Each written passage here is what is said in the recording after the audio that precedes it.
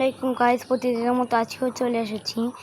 এখানে হলো একটি বিড়াল। সেই বিড়ালটিকে আমি যেই হাঁড়ি পাতিল খাওয়ার একটি আছে, মানে হাঁড়ি পাতিল খেলার জন্য যে একটি খেলনা তৈরি হয়, আপনারা অনেক জায়গায় হয়তো দেখছেন, এবং সেখান থেকে একটি ছোটো প্লেট এনে আমি আমার বিড়ালদের খেতে দিয়েছি।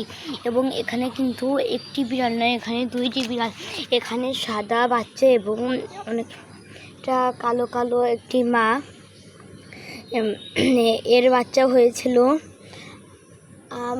আমরা একদিন খাবার খেতে বসেছিলাম, তারপরে হঠাৎ করে আমাদের খাবারে মুখ দেয়।